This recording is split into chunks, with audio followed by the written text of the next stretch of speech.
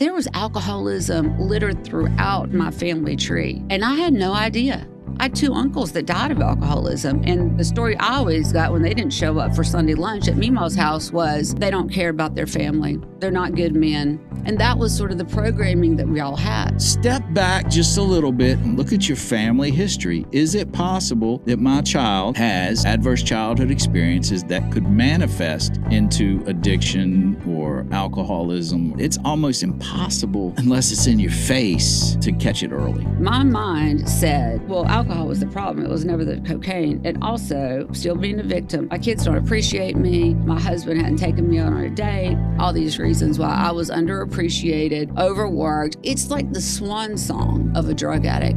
It's manifesting somewhere. Yes. It does. It's not always going to go to drug addiction or alcoholism. It's going to be some maladaptive coping mechanism. Yeah. And many people think an intervention is about forcing people into treatment. It's not. It's about what you know, what you've experienced, how it's impacted you, what you will do, what you won't do, with an offer of help when you're ready. Right. Hopefully you're ready today. Yeah. Welcome back to the show, The Unbroken. I am your host, Sam Davis. It is always good to be in front of you whenever I get the opportunity. And what we're going to talk about today is this question of families. Is my son or my daughter an addict?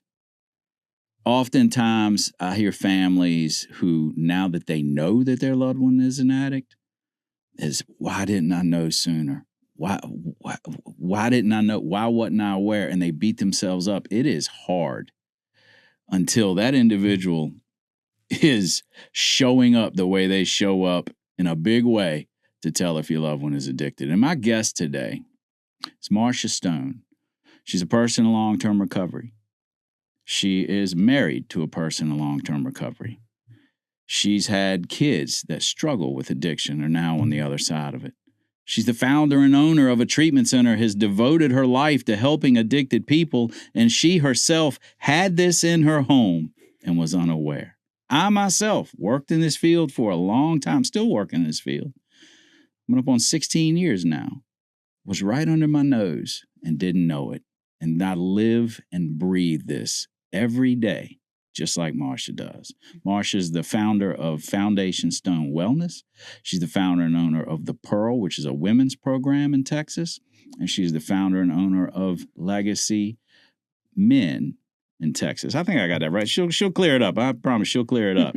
But you know what? Before we get started, I want to thank all of you. We just hit 10,000 subscribers yesterday. And that is, look, we don't have millions and millions of subscribers, but 10K for me, I'm so grateful that you all have given me and given us and all of our guests that we have on your ears and attention. We really, truly appreciate it. And we're going to move on up to 20K and then 30K, God willing. Marsha, I am so glad you're here. Thank you, Sam, for having me. I'm so excited to be here. I can't believe it's finally the day. Finally. We've talked about this for so long. I've been trying to get you up to Virginia since, 2014, I think. I think my husband's afraid that if I came here, I might never go back to Texas because I'm an East Coast girl. Yeah, it is different here than it is in Texas. Very different. Well, I'm really glad you're here, and I'm glad that we're going to be talking about this today. Is like, how does someone tell if their loved one is an addict or not, a daughter or son? Listening to you talk just now, I'm just reminded of how tricky this disease is. How tricky, cunning, baffling, and powerful. Those are words that we all know. And, to have it in your own family, in your own life, in your own workplace. I've been doing this been sober more than 18 years, almost 20 years. 2008, I got sober, so 18 years. And it's still unbelievable to me how many times I miss it. And I know exactly what I'm looking for. And you know exactly what you're looking for. And what's the even wilder thing about it is when I'm talking to families, I can be so clear telling them what to look for and even identifying it in their own family with clients, with people who are calling to see does their son or daughter need treatment. But when it's right up here, that's when it's the hardest. It's a little too close. It's a little too close. Yeah, we have the emotional attachment to it. It's hard to see. And there's also this part about biology, right? As moms, as dads, our every waking breath is about providing for our children, protecting our children, giving them a good upbringing, teaching them values, giving them a good, roadmap to the future. And once addiction comes into play, it's almost like you have to do a complete U-turn from all of those natural feelings of those protective and loving feelings that we have. Because by the time it's right here, you're no longer talking to your son or daughter anymore. You're talking directly to the disease of addiction. And that's terrifying. Absolutely terrifying. It's like we spend our lives as parents operating out of normal relationship rules. Mm-hmm.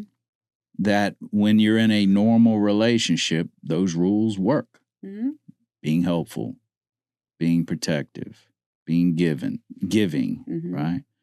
But with addiction, that is an abnormal situation, Right. and normal relationship rules do not work in that situation. Right. But we don't see it until it is right here in your face, and you just cannot deny it anymore. I know my mama, from my own story, when I was coming along and I was, smoking weed and experimenting, and I would smoke every day, and my mom thought that I was like a gentleman addict. Mm. Like she knew that I was using. I've never heard that term before, gentleman addict. I like that, though. And I'm turning into a crackhead, so I don't know any, gentleman crackheads. But when they knew when it was just so, and it had gone on for several years, and it started to progress and progress and progress.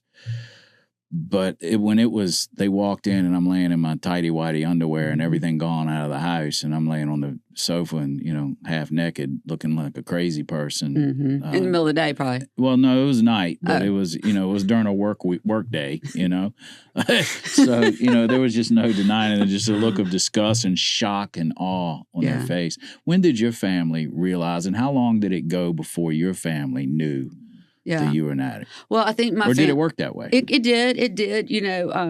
I was a lawyer before I got into the recovery sort of business, and that wasn't planned. That was quite an accident too. But I had graduated from law school, and when I tell my story and I look back on it, I can see that when I was in law school is when my alcoholism and my addiction was really ramping up, right? Because it's progressive. I mean, that's what people, I think sometimes there's a misunderstanding about that because people think it's sort of an isolated event and they saw it and they nipped it in the bud and all that. But families don't know the backstory and the years and the sadness and all that stuff. But the whole time I was in law school, I was telling myself and believing the lie that I was stressed out. My law school experience wasn't normal. I had gotten separated from my first husband. We were on again, off again the whole time. So I basically went to law school as a single mom with 3 kids. He was in and out of the picture, but he had his own addictions going on too. And so I was a single mom with 3 kids. My mom was trying her best to help me. And, I was living off of student loans and government funding and all kinds of stuff. It wasn't a good situation. And so when I was drinking every night and when I was doing cocaine anytime I could get it, my mind had convinced me that as soon as I passed the bar, I was going to move to my hometown in South Georgia. I was going to, not drink anymore. And, my kids were going to be happy and they'd go to the elementary school where I knew all the moms and everything was going to be normal again. And I could have passed a lie detector test. And that's one thing I think that families really have to understand. When their addicted loved one is talking to them and they're making promises and they're telling them, they're not lying to them.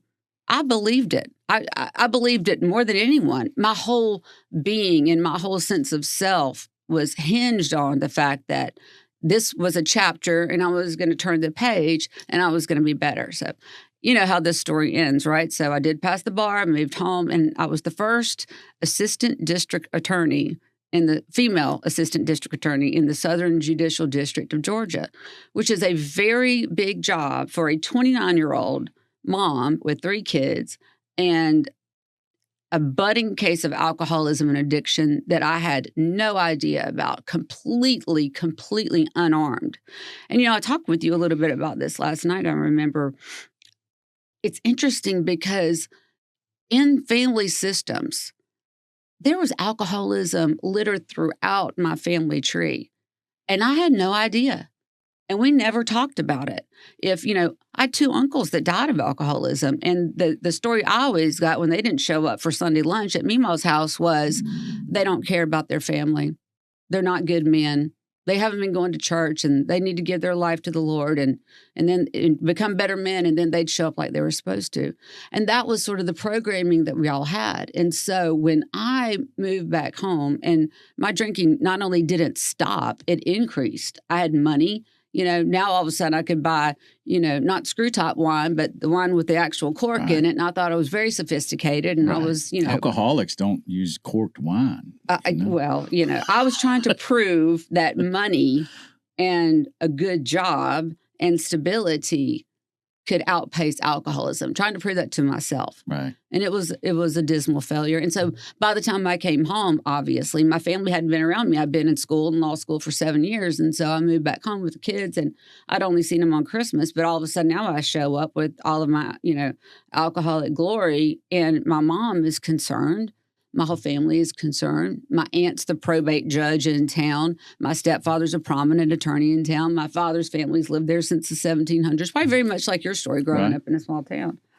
And so, my family started to really clock what I was doing. And I was at that stage, and I think a lot of parents need to hear this, where I was blaming everybody that I could think of for why I was acting and drinking the way I was, right? I'm still stressed out. My stepfather was, cruel to me when I was little. My dad, had been married 4 times, and, he didn't pay attention to me, right? It was everybody's fault. My husband, still on paper, the father of these 3 children isn't helpful, and he's running around. In other words, I'm trying to really sell everyone the story that if they had my life, they would be drinking and acting just like I'm drinking and acting. Kind of like a victim. Very, very precise definition. Because how else could it have played? I mean, how else could it have made sense to you? I mean, you put yourself through law school. I believed it too. You became the only first female district attorney, right? You're very talented, gifted, highly intelligent.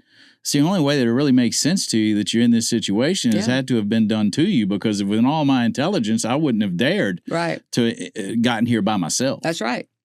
Absolutely. And, one of the things I talk to families about is interesting, because the things that are really your biggest obstacles to getting sober in the very beginning is intelligence, family support. Unaided, undirected family support. Right. And, intelligence and, just the ability to, kind of go through life with some modicum of success. And so exactly what you just said, I had all these things. But at the end of the day, and I talk about this a lot, I had the experience in my life that if I made up my mind to do anything, if I worked hard and made up my mind, I could do it. The one caveat was every morning waking up, saying to myself, tonight when I get off work, I'm going to play Monopoly with the kids. We're going to pop some popcorn. We're going to watch a movie. We're all going to go to bed early. And somehow, about 3:30 in the afternoon, started getting a little itchy, and I started sort of thinking to myself, well, that was an overreaction to a small problem. Everybody drinks wine in the evening. And that was my thing. I had this whole story made up in my mind about drinking wine, which is ridiculous. And I've got some really, really awful stories.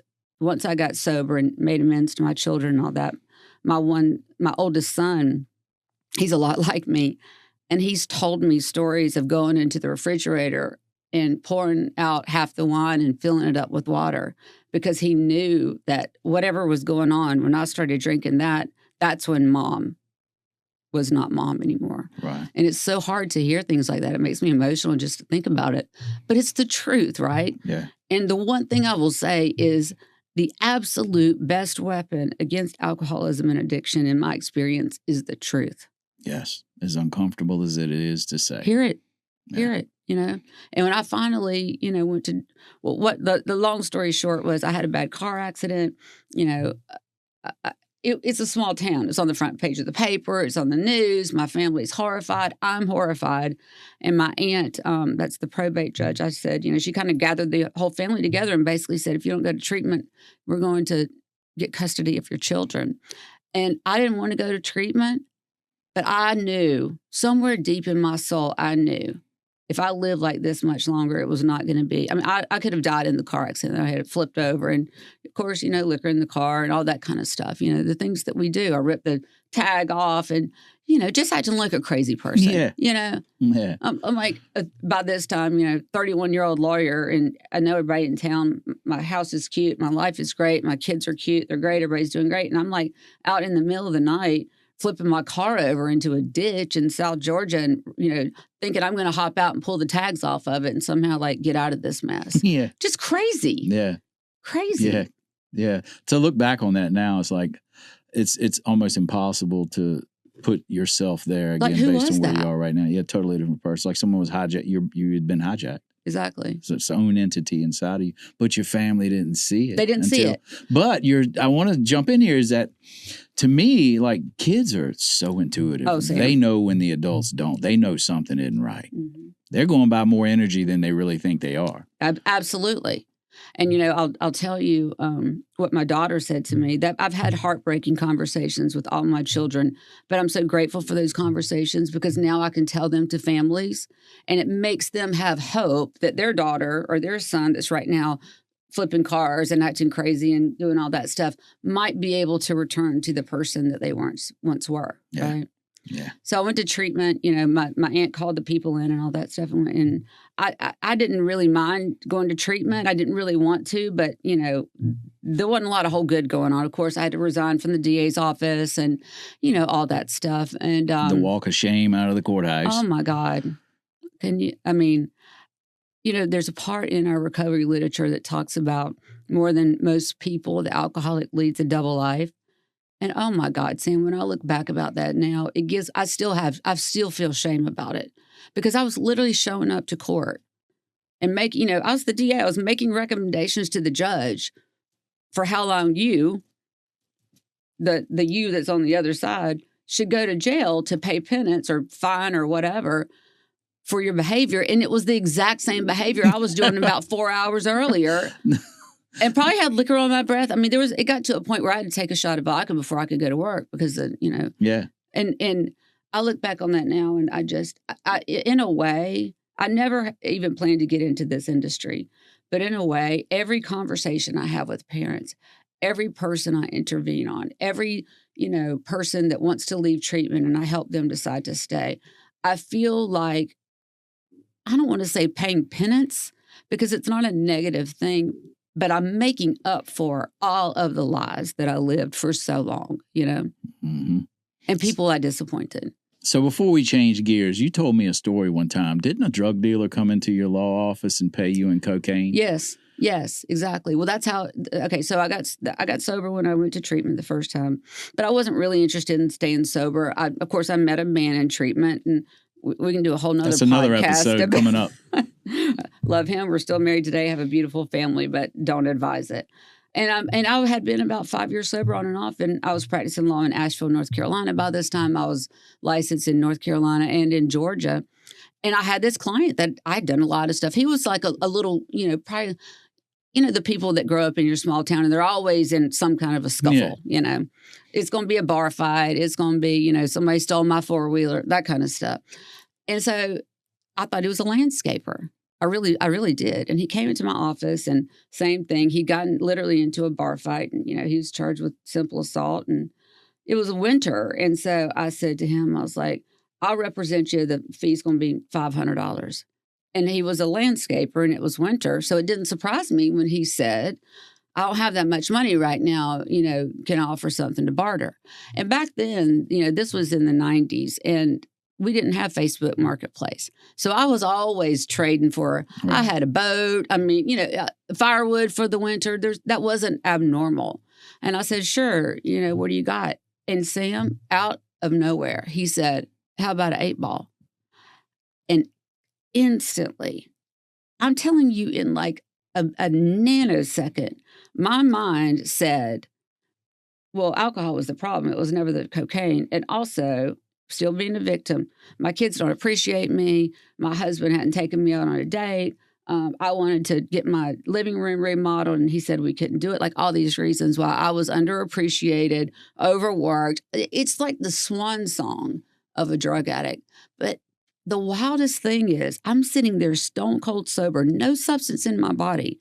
And he says that, and without even 5 seconds passing, I said, that sounds like a good deal. That's a great deal.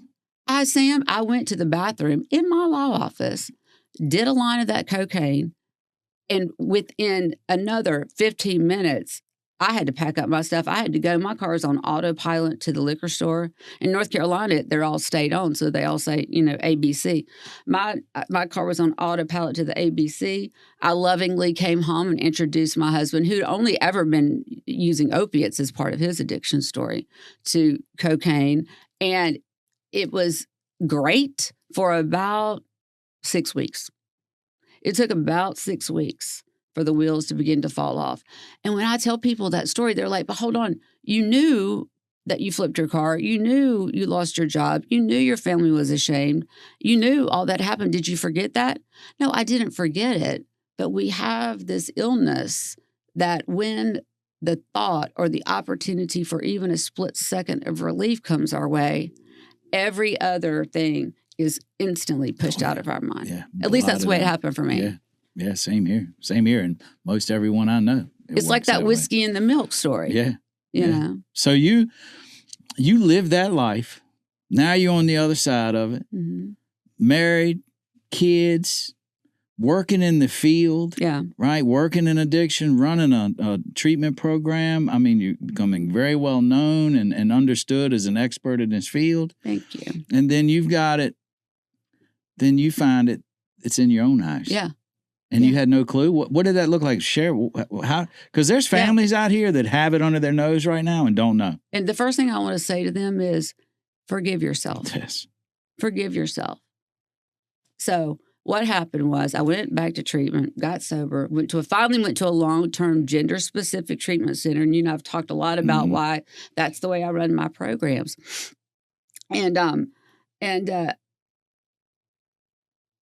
One of the things that I was so angry about at the time, and I had all kinds of crazy stories about why it was happening to me, stories in my mind. The North Carolina bar and the Georgia bar kind of, huddled. And I had all the judges in our district had a big intervention on me.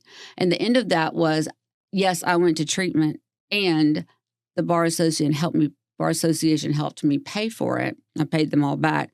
But my license to practice was suspended for 5 years. And I'll tell you something, part of what we do before recovery, or what I did before recovery, was try to manufacture all the security and all the self-esteem and sense of self and pride and all those things through money, accomplishments, houses, cars, vacations, all that stuff. But when the bar association said to me, we're going to suspend your license for 5 years, it was like a gut punch. I don't even know really how to describe how that felt except for devastated, because it's all I had, It's all I had at that time as far as what was making me feel any worthiness at all. And but it was the biggest blessing, and here's why. Okay, so I go to long-term treatment, get sober. My husband went to long-term gender-specific treatment, got sober at the place that I ended up buying and expanding. You know that story. I'll talk more about that later. But I had 5 years on my hands, and I had one of those get-well jobs, and I was actually working at Massage Envy, answering the telephone, booking people's massages. And one day I was crying. I was so upset. There's gigantic dryers and it's hot. And I'm folding towels and sheets. I'm on the phone with my sponsor and I'm like, this is such BS. I've been sober for 18 months.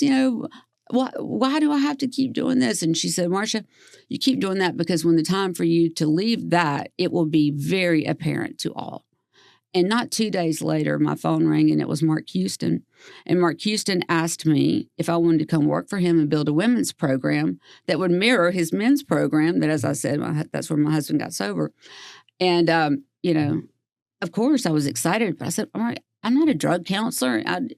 I've never, and he literally said, you spent the last better part of the decade in treatment, and you know more than you think you do, and I can teach you the rest. And so that's how that happened, and that's how I got into the industry.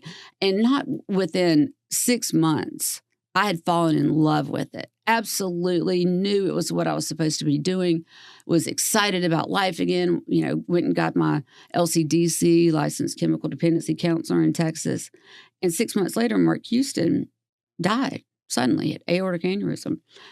And his financial backer wanted to sell the company, and I was distraught over that. And so I just had a memory of a client's husband who came to pick her up, and he was a wealthy oil guy, and he just happened to say, I don't know how this place is run, but it's amazing. My wife has been to treatment all over the country, and this is the only place that's made a difference. Well, long story short, I emailed him. He called me.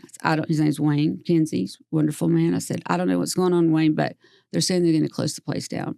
Anyway, he came over. The story that I tell, and it's a consolidated 6 months of talking and contracts and all that. But this man basically was driven over in his Bentley and pulled up to the front door of the treatment center, Mark Houston Recovery, where I was working, and basically wrote a check for the place and threw me the keys to the front door and said, okay, now you're the CEO. And I had the same reaction as when Mark wanted me to work for him. I was like, I've never been a CEO. I was a lawyer who had one secretary, and I was drinking more than I was lawyering, right? And he said, don't worry about it. I'll teach you everything you need to know, which was a lie because he never really came back. But he did give me an opportunity. He said, I'm not going to take any money out of this business, but I don't want to put any money in it either.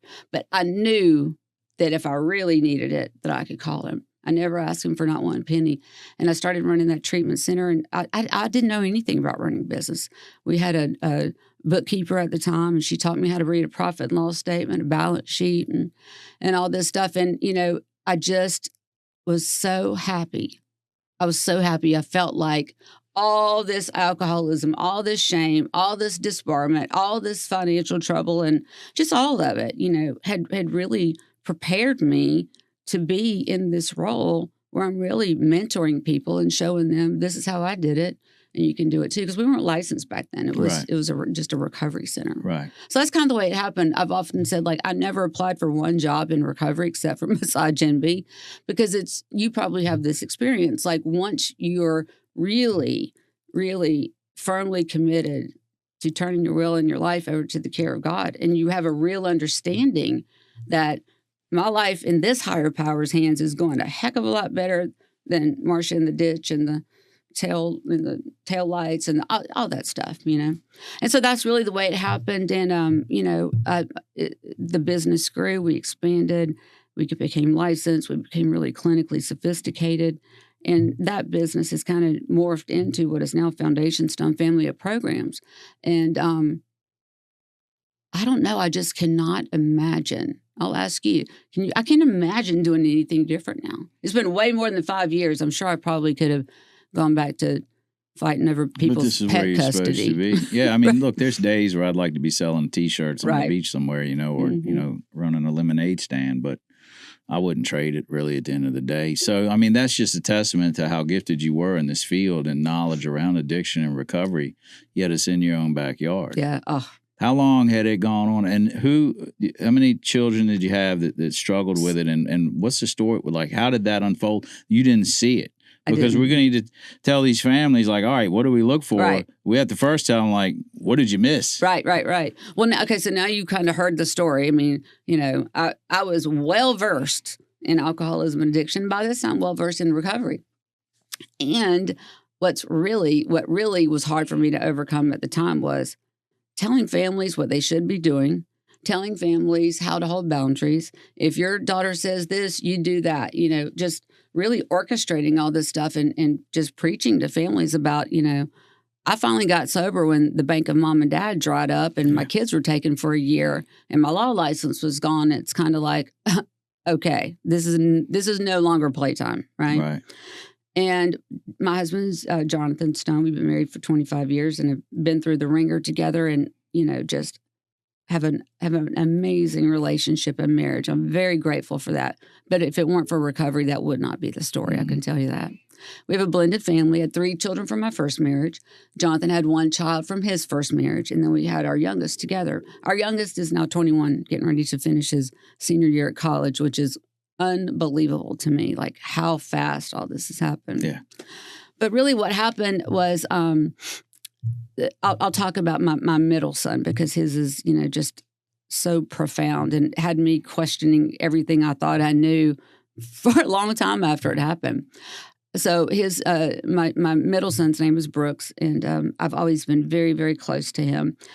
He was actually born after his dad and I had split up. And so, I just, I'm bonded and love all of my children, but this is the one that, slept in my bed and, we're just very tight.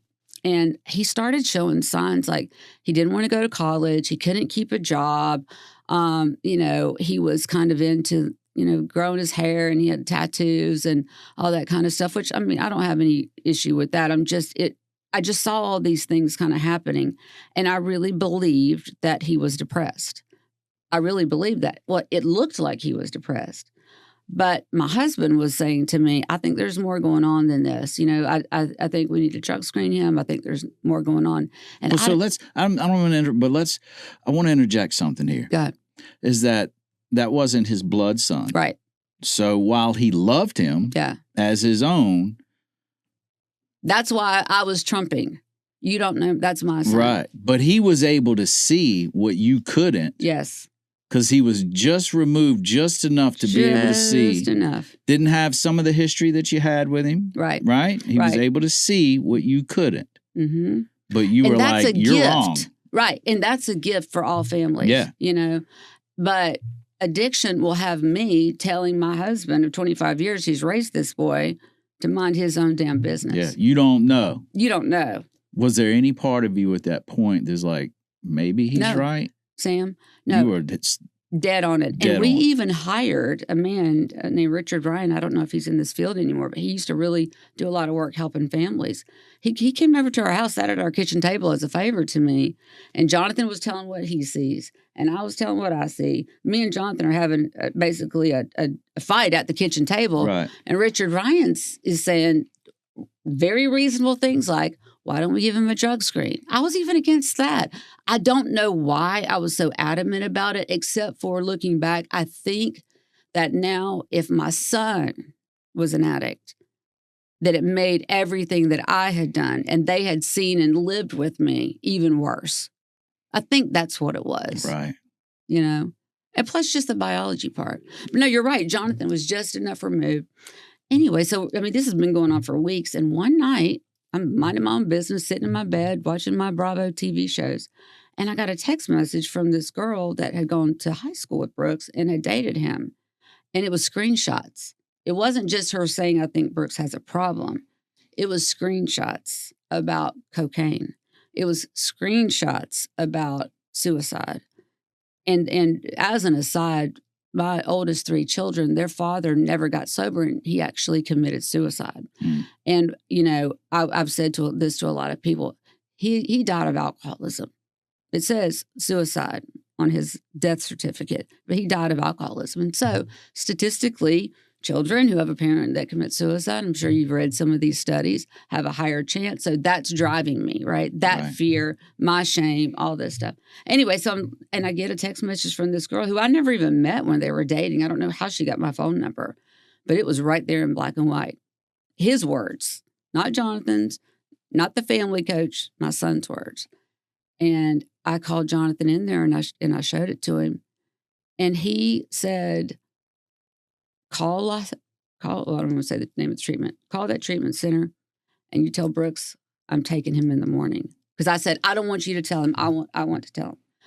So I called him down to my room and said, I got these text messages and we made arrangements and, all this stuff. I knew enough about what I had told families all over the years, which is, pick the place. Don't have the conversation till you know exactly where that suitcase is going. Have the destination. Exactly. And my son, who, like I said, very, very tight relationship. It was like he turned into a monster right there in front of my eyes. And he was yelling at me. This child's never raised his voice at me. Yelling at me, telling me, I knew you didn't care about me. I knew you didn't want me to move back home because he was living in his childhood bedroom upstairs by this point.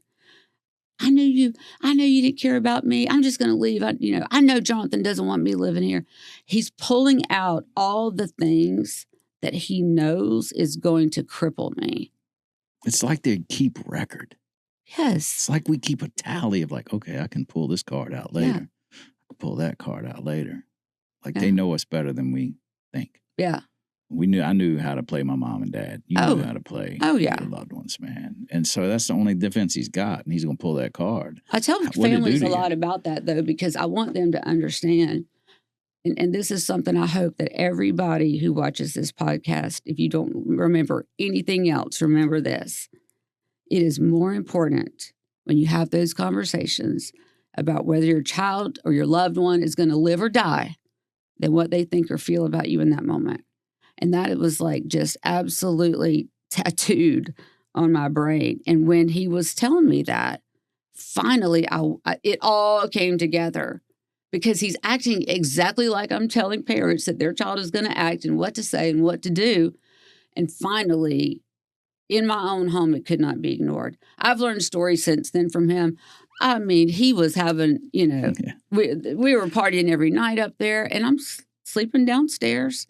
Sober more than a decade at that point. Thinking about the families you had served that day. Yes. And the loved ones that are in your program. Yes. And what am I going to tell that client tomorrow to make sure that they stay? And meanwhile, addiction has taken root, has a mailing address in my own home. Yeah.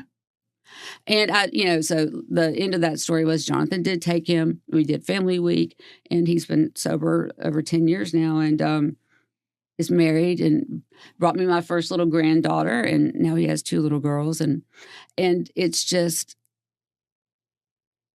unbelievable to look back on all that. It's not unbelievable that he struggled with addiction.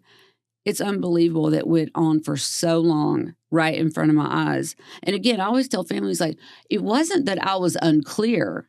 I was adamant that I was right, And anytime as a parent that not even talking about addiction, looking back over my journey in parenthood, anytime I was like deadlocked in on something like that, I can look back and really see that there's lots of other forces and memories and DNA and family, imprinting over the years that are really making decisions for me more than my thinking and feeling self, Yeah, that's where we tend to walk around asleep dreaming we're awake Amen. Instead of being awake to the world around us. Yeah, that's exactly what it was. I mean, because here, even right now, both of us are in the same room, same mics, same producer, same engineer, same everything. Drinking water, no whiskey. Same glasses, right? But we're having 2 totally different experiences, But if I'm asleep to the world around me, I'm assuming that you're having the same experience that I'm having. Yeah. So. Well, that's the level of selfishness, self-centeredness. Oh, yeah. All that stuff of which we are full of. And that was news to me, too. My gosh. Everything was news to me. My friend Jason, I know Jason participates with the podcast and stuff. Jason, I heard him speak one time, and he said, the biggest gift that I've been given in recovery is realizing and embracing the fact that I was wrong about almost everything. And that's true. And there's so much freedom in that statement, To have been wrong about that situation with my son has completely been trumped 1,000,000 times over when I've told that stories to families, and all of a sudden their shame can loosen and their feelings of, didn't do it right, didn't do enough. They can kind of lay that burden down. And that's how I like to look at things. It's like connected like that, different experiences, but to be pulled out at different times. I felt like when I went to treatment the last time, that it was the worst day of my life. Signing away my law license, worst day of my life. My son, coming in and, me having to tell him he needed to go to treatment, him telling me I was the worst mom in the world, best day of my life. Yeah. And once I can really reframe that in recovery, it's almost like these days, I kind of go through life with sort of a loosely worn garment. Yeah. Because I don't know what's going to be the worst day that becomes the best day. And, It's like that old Chinese, I don't know if it was a proverb or not. It was an old fable. I don't know what to call it. But, where they had one horse and the horse got out. And it was the only way he'd run his farm. And they're like, that's the worst day ever. And he's like, I don't know.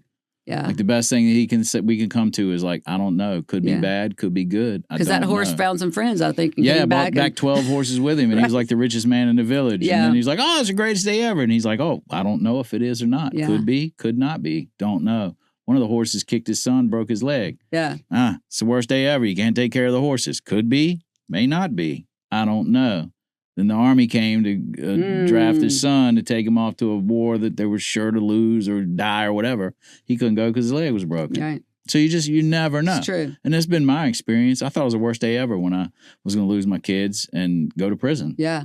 And I certainly didn't want to get sober, but I didn't want to be a crackhead. I love your chainsaw story. Ever. Oh, yeah. I've never forgotten that chainsaw story because it's like what we were talking about. It's like me being in the ditch pulling off my tag. Yeah. Crazy. Yeah, just insanity. Just straight up insanity. And believing everything my mind told me. Yeah. And to be fair to us, that had been our experience, that we could trust our mind, that we could trust our work ethic. Yeah. Everything except for not drinking. It got me that far. Right. And the perception of whatever is happening when you're on, addiction lane. Yeah. So when we're talking to these families, I'm like, well, how do I know? That's the title, right? How do we know they're addicted?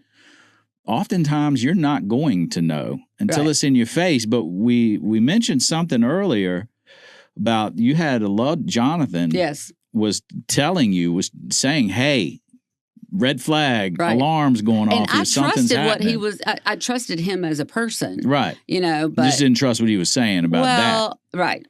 That's right.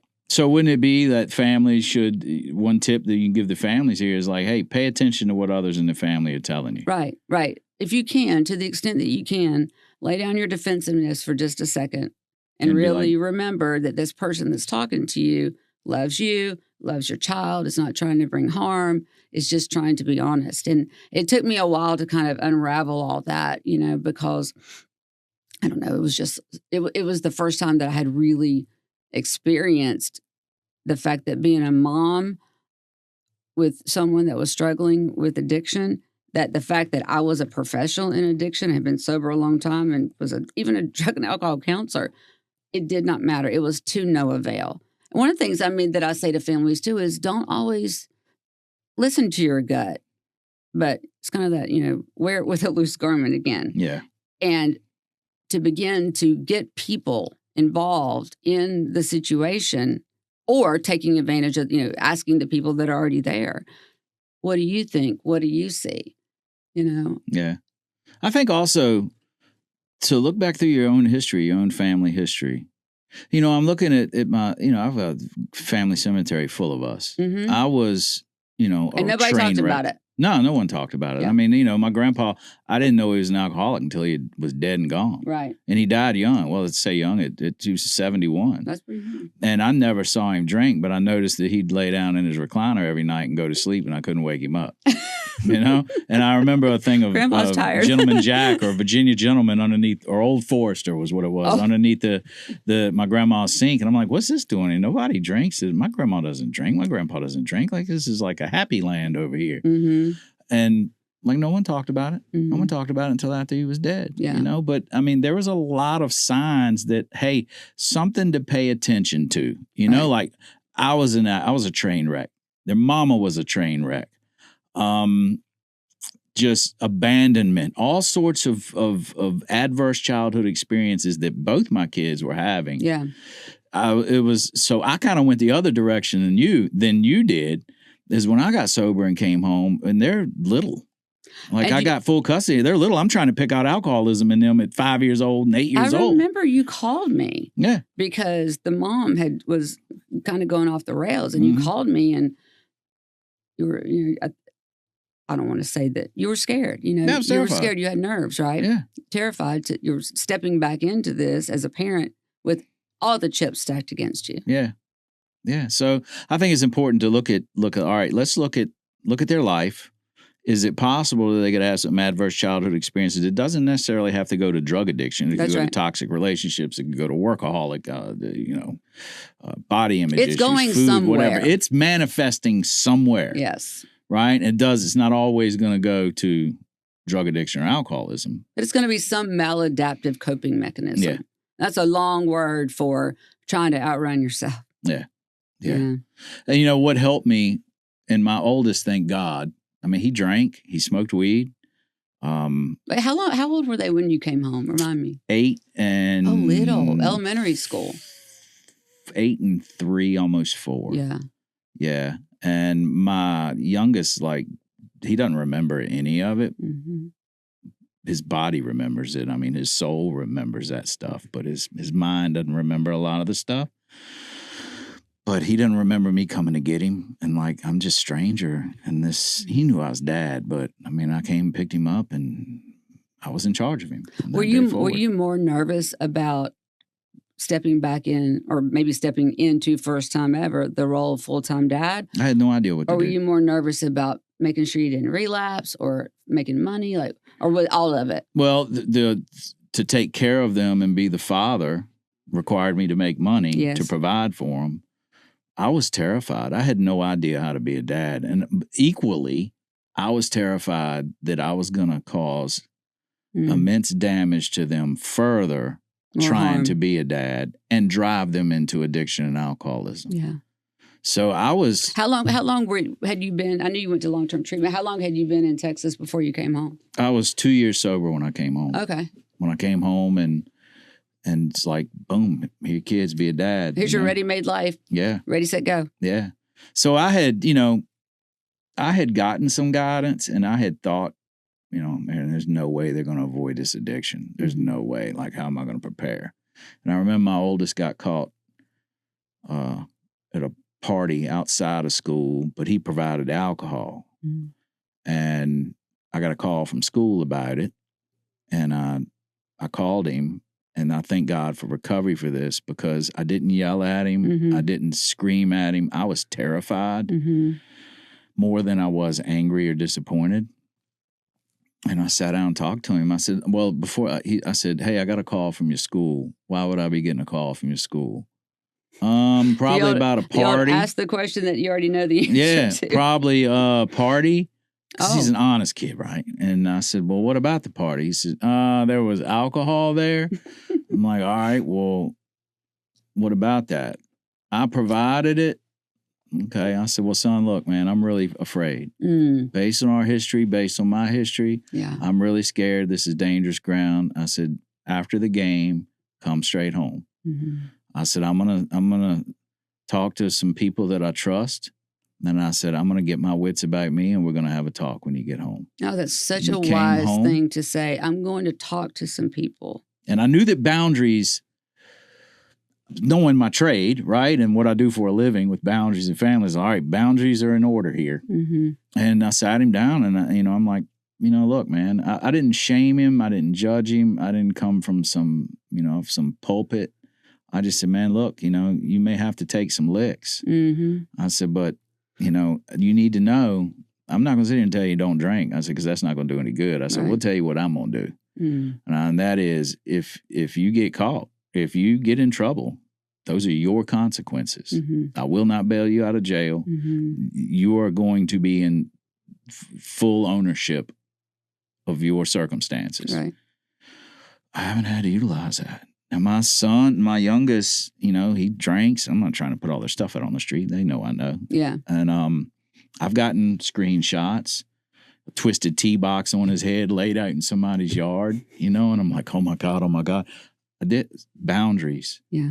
That didn't have anything to do with that, because I couldn't call him on that, because that had been done and, I couldn't bring that up again. Right. I didn't feel right doing that. But moving forward were boundaries, and so while he is not, cross fingers and knock on wood here, an alcoholic, that boy has got a lot of adverse childhood experiences, a lot of loss, a lot of unresolved grief. Yeah. He's not open to therapy, but he knows where I stand and my boundaries. And is it showing up in alcoholism and addiction? No, but it's showing up in some codependency and it's showing up in relationships with him. So it's manifesting somewhere. Keeping an eye on him, not trying to hound him over it. He knows where I stand with boundaries, because he knows too that, hey, your consequences are your consequences. Yeah. I will always, and I put the offer out, hey, there's a trauma program, a trauma and intensive and immersive program that whenever you're ready, I got you. Yeah. All you got to do is say the word. I got you. Mhm. Not going to force it on you. Not going to pressure you about it. You know where I stand on it. But you know our history, and he is aware of our history. And in fact, the other night, he sent me a documentary on waves in war about Navy SEALs that have gone through immense amount of trauma in combat. And they went off and did Ibogaine, and it changed their life. It did it before and after. Wow. And really what they worked on while they were on Ibogaine, before and during and after, was all childhood stuff. Right. It wasn't, a Black Hawk going down. That's it wasn't right. their buddy getting blown to pieces. Every single one of them worked on childhood stuff. That's what came to them during that Ibogaine. Yeah. He sent me that, knowing that I've been talking to him about childhood stuff. So it's coming where I think he'll go one day. Maybe not, but what's helped is boundaries. So even if you don't know that your loved one is addicted or not, it's important that the family themselves operate appropriately. Absolutely. And, secrecy has to be a thing of the past. The number one thing that I talk to families about when they call me and they're describing behavior and is she addicted? Isn't she? Does she need to go to treatment? I mean, I have a personal opinion that a lot of young adults are sent to treatment prematurely because their behavior scares the hell out of their family, which granted. But what I like to talk to families about is all these old messages, which is we don't air our dirty laundry and, all that stuff. All that has to be a thing of the past. Talk to people, ask people, not everybody on, passing people on the street, obviously, but people that are in your family, and to try your best to tamper your big mom voice or your big dad voice that's going to protect this child, even against something that someone might say. Because that was the thing with me and Jonathan, right? I was really mad at him. But I talked to families about start talking about what's going on. And not only to your child, but, like I said, to people that are around, and listen to what they say. And the other thing I'll say is this. I hope that families can really understand that there's no benefit in beating yourself up about why didn't I see this before, right? I mean, you saw it now. And the other thing that I recommend to families in talking about what's going on is do your research. If you ever get the feeling like you might need an interventionist, that you might need a therapist, that you might need, there is no harm in starting to engage people in conversations because, I believe in my heart that alcoholism and addiction is a disease based in isolation and perception. And to the extent as the mom or dad in the room, that we can combat that isolation and that perception by creating our own little village of people that we can talk to and check things out with. That's what the family should be doing. Yeah. Before, actually during and after, because alcoholism has its timeline, has its cadence. Addiction does the same thing, mental health, trauma, all those things. And so I don't believe that you can rush people into getting treatment or rush people into understanding their own powerlessness. It's going to happen when it needs to happen. And it's painfully slow for people that are watching it unfold, families that are watching it unfold. And it's not like, and many people think an intervention is about forcing people into treatment. It's not. It's about expressing to your loved one what you will no longer do and what you will do. Yes. What you know, what you've experienced, how it's impacted you, what you will do, what you won't do, with an offer of help when you're ready. Right. Hopefully you're ready today. Yeah. So I think you're right. A whole lot of people are hitting the alarm and going to treatment too soon before, and the families are pushing it because they need relief. Absolutely, because they're scared. They're terrified, understandably so. Yeah. And this isn't to say like, hey, don't put your loved ones in treatment or don't engage or don't let them hit bottom. That's a big myth too. Is like you got to let them hit bottom, but it's about what are you going to do, right? So as we close out this episode, and to let consequences happen naturally. Absolutely, that is very, very important. Yeah. I mean, there's so much out here now versus when I was younger and even when I was in active addiction and my family were struggling or what to do, what not to do. Mm-hmm. There is so much information out here now at the click of a button that you can get. Some of it's crappy, but there's a lot of great resources. Just keep asking and keep looking. You'll find your folks. Yeah, and like step back just a little bit. If you think, look at your family system, look at your family history. Is it possible that my child has adverse childhood experiences that could manifest into addiction or alcoholism or any other thing? And keep an eye. Like I said, it's almost impossible unless it's in your face to see if your loved one, to catch it early. Right. I think. I right? agree. But be prepared, right? Like just don't dwell on it like I did, but be prepared. Like start with some boundaries. If you know that your loved one's experimenting with weed or alcohol or whatever, and they're partying, like a lot of that's just what people do at that age range, and they phase out of it. Right. A lot of people. You and I just kept doing it. Yeah, really, a very small percentage of the population really needs to go to treatment and has this thing, right? So, but be prepared. Like, if they're partying and you're looking back at the family history and the adverse childhood experiences, it's time to start incorporating some boundaries. Right. Doesn't mean kick them out of the house. Right. Doesn't mean, get them locked up or throw them into. It means start with some boundaries to help them understand as they're going through their journey of where mom stands and where dad stands, what they will do, what they won't do, what they will sign on for, what they won't sign on for. That's about the only thing that I've got for someone early on. Because families are, like I said in the beginning, beating themselves up. Why didn't I know this sooner? You don't know what you don't know, and you don't see what you don't see until you see it. Marsha, thank you for coming in here. Absolutely. It's been a pleasure. You going to come back? I feel like I'm just talking to an old friend because that's exactly what I'm doing. Exactly what it is. You're just in a different room is all. Yeah. And the last thing I'll say is every ounce of me is so grateful for every difficult thing that I went through. And I will tell you, once I finally got sober, because I was in and out of treatment for 6 years, and I said to my oldest, who's my only daughter, is there anything else that I can do? And I tell this to families a lot because she said, Mom, I just wish you would have stayed at the long place first. And there's a lot of truth to that too. When we talk about what's going on with ourselves and our families and all that, we try to hedge, we try to make it, a little less painful for our children.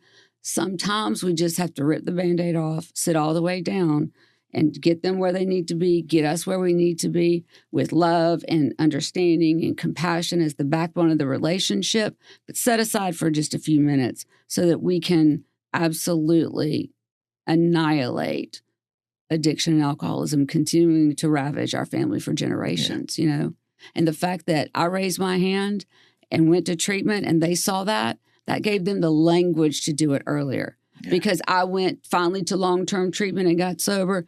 Every single one of my children, my 3 children that went to treatment did the deal. They did the inpatient, they did the outpatient, they devoted the time. And if we can look back on all of this and say, what is the largest gift that being in recovery has ever given me? And I think it's the fact that my children saw me not give up, and they knew who to ask, and they knew what to do, and they knew what commitment for recovery looked like.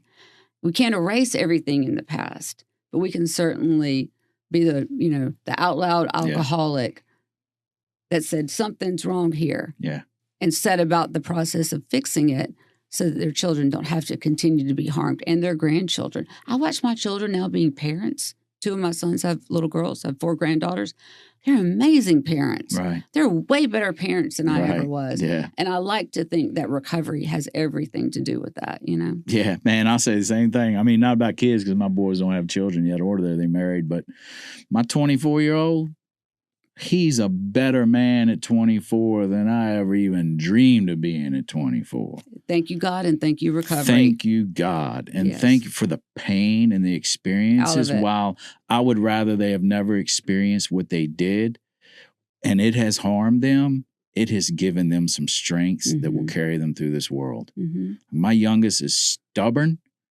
That's an asset and a liability. True. And so what's what's caused harm to him is also given him some strengths. Yeah. Which if he gets to the point where he can clear out the harms, the strengths that lifestyle gave him, take over the world. Yeah. Marsha, And he saw his daddy doing it. yeah. You're his hero. Yeah, well, you know? he wouldn't. I don't think he'd tell you that right Well, now, I but bet he he would admit it. But moms and dads are always the hero, for good, bad, or indifferent. But we both done plenty of things wrong as parents, I'm sure. But one thing we did not do was give up. Yeah. Marsha, thank you so much for being in here today. I'm so happy to be here. We're gonna get you back.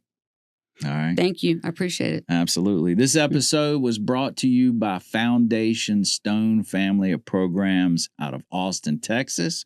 Marsha Stone is the founder and owner, got her finger on the pulse of everything that's going on there every single day. They have the Pearl Women's Only program, which we're going to talk about gender specific in the next episode. They have Legacy Texas, which is men's only program, and they have Foundation Stone Wellness, which is a primary mental health program. And that's going to be it for us today, guys. Hope you enjoyed this session. Don't forget to hit that like and subscribe button. Check us out, interventiononcall.com, if you want to join our family support groups where Marsha is every Thursday night at 8 p.m. Eastern Time. It's a wealth of information. If you've got a loved one that you're just worn out trying to fix, manage, and control, and addiction is just running rampant in your family, come check us out. Get the support and the clarity that you need. And with that, we'll see you next time. Bye-bye.